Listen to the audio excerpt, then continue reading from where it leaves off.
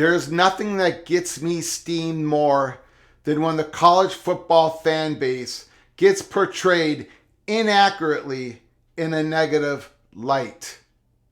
Welcome to College Football's Peek Around the Corner with your host, Greg Flugar. If you like our content, please smash the like button. Share the video with your family and friends. We cover everything in college football because we truly, passionately love everything in college football. And if you do as well, please consider subscribing to our ever-growing channel. Colin Cowherd, you misportrayed the fan base, the college fan base of this country. I love Colin Cowherd. I think he's very knowledgeable. He's very entertaining. But man, he took a shot and he missed. He misses the point completely. And I've seen his talking point a couple of days ago get repeated by other college football reporters, and that has to stop. And we're going to do our part here at Peek Around the Corner. We are an independent YouTube channel, no strings attached. We don't care about maintaining access. We have our own access.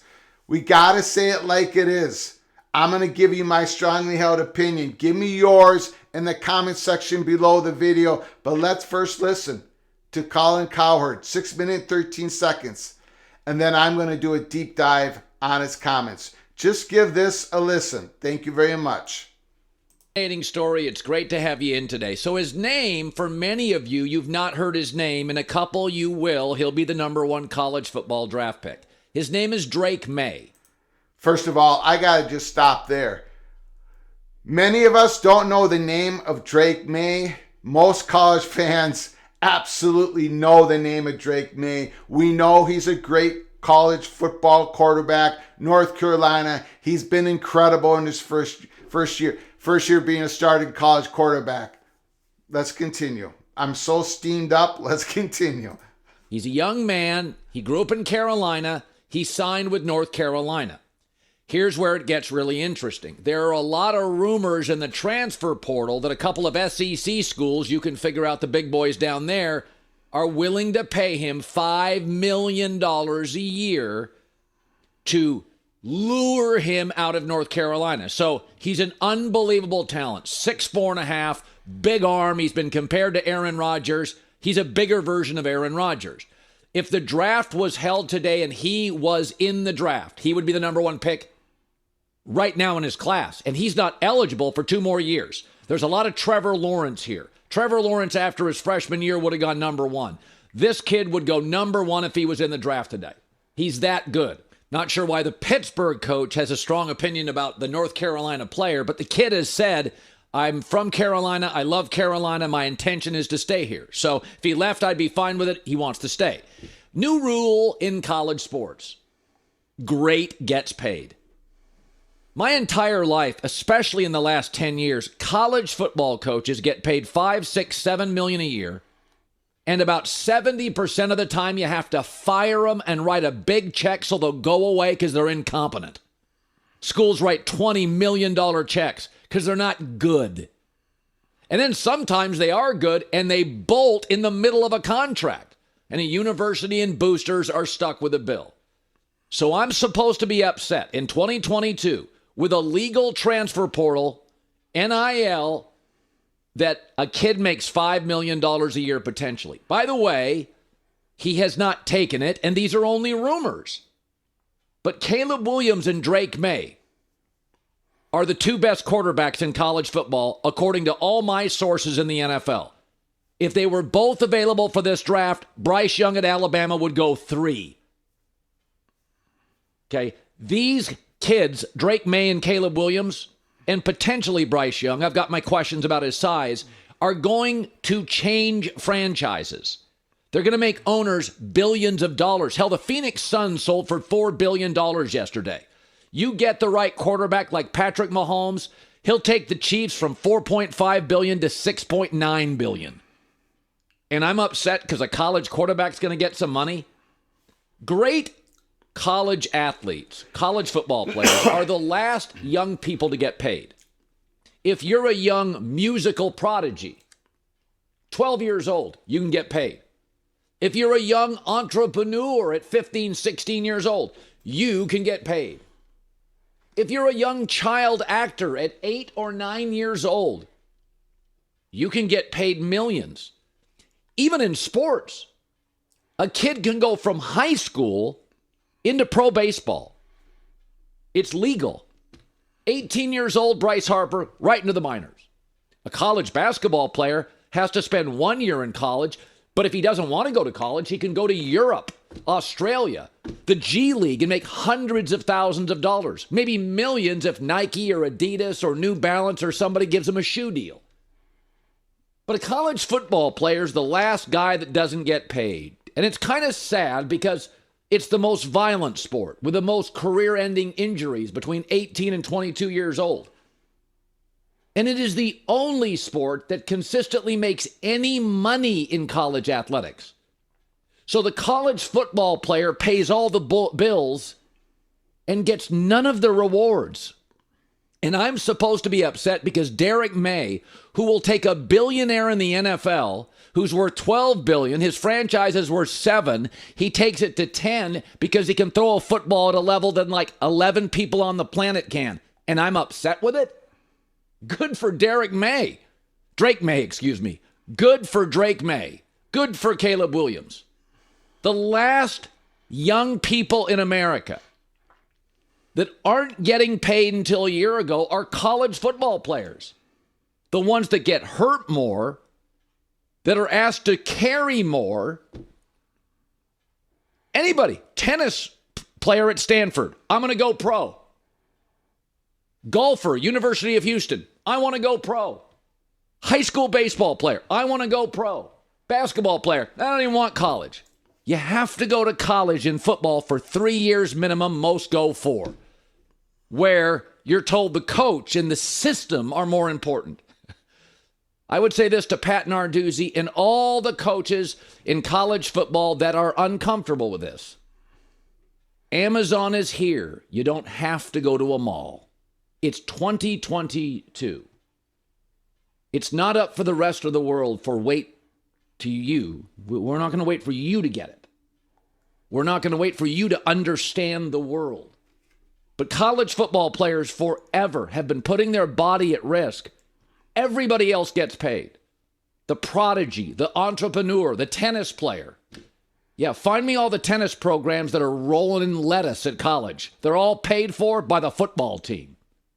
Good for Mr. May, Mr. Williams at USC, and for Bryce Young at Alabama. And oh, by the way, Drake May is already in school, crushing it, won his division. USC's Coliseum was empty a year ago. They were a 4-win team. Notre Dame sells out. Why? Caleb Williams. Pay him. It's time. Fascinating story. Okay, pay him. It's time. And nobody has a problem with that. The vast majority of the college football fans in 2022 absolutely agree with pretty much everything Colin Cowherd just said. Drake May is an incredible talent. He should get paid. Caleb Williams, an incredible talent. He should get paid. NIL is here to stay, and that is a good thing. Here at Peek Around the Corner, we have always supported NIL. Here's what the bad thing, Colin Cowherd, is. This is the bad thing, and it's tampering.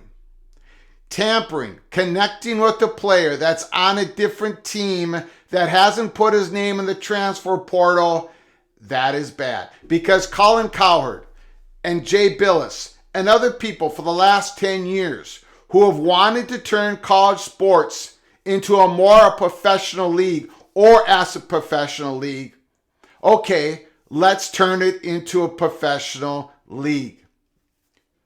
Let these student athletes, it's going to take a lot of work. There's a lot of hurdles, but let these student athletes get together, create a CBA with some association, a collective bargaining agreement with either independent conferences or the whole FBS model or whatever governing body's going to come up in the next couple of years.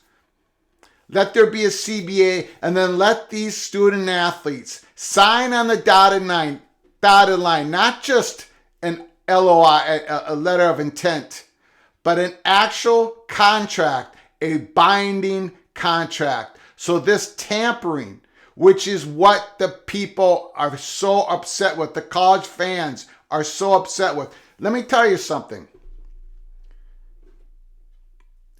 NFL product, college football product, NHL product, MLB product, Premier League product. You know what they're really selling besides the star players? It's competition. People want to see these stars players compete within the context of competition. That's why all these all-star sports, these all-star games in the middle of the season, they get low ratings because it's not competitive. Those guys aren't really playing a competitive game. Competition is the product that college football is trying to sell. Competition. When you have a player who hasn't entered into the transfer portal, who has had no reason to, who likes where he's at, when he's getting called by collectives, by other agents, or by people in the middle of the night whispering to them, come and play for us for $5 million, that's tampering. That's going to crush college football. You know attendance is dropping every year. Do you know that? There's a whole list of problems, but tampering now is the biggest one. Not the getting paid. There's nobody thirsting out. There's nobody yelling out there, Colin Cowherd and others who are saying the same thing. There's nobody out there saying May shouldn't get paid $5 million, $6 million, or Caleb Williams shouldn't get paid, or these players shouldn't take advantage of the name, image, and likeness. That's not what people are talking about. They're talking about the tampering issues.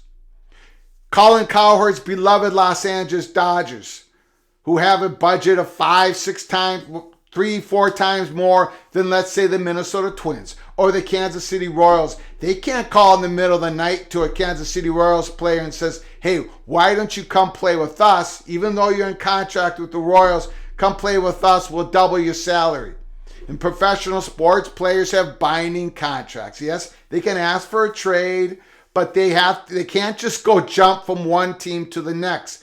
And the reason why that is in professional sports is because they're trying to sell competition, and they also don't want their fans just rooting for the jersey. They actually want people invested into their teams. College football fans, they love donating to their teams, their programs. They love to buy the t-shirts. But when you have tampering going on, and you see coaches coming out. You see UTSA coach coming out. A lot of coaches are saying this. My guys are being recruited and they're not even putting their name in the transfer portal. That has to stop. So Colin Cowherd and others, this is what the fans are upset with. Not about getting paid. I don't even know. This is 2022 and the fans have jumped way ahead on that issue. Getting paid, fine. Absolutely. Raise the compensation level for these student athletes, for these football players, for everyone who plays in these sports.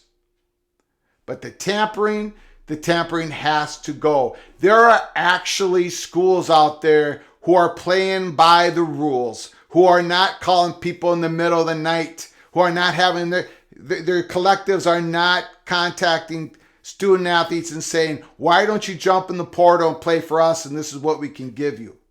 And then some schools are not playing by the rules. And I don't care if it's the NCAA or some other governing body. You can name it however you want. There's going to have to be some rules, and there's going to have to be some policing of the rules and some accountability and punishment if you break the rules, just like there is in professional sports. You can't have it both ways. Colin Cowherd and others out there, you cannot sit and profess that you want college football to become professional, but yet on the other hand, just be the wild, wild west and everything is fine the way it is. It's not fine the way it is.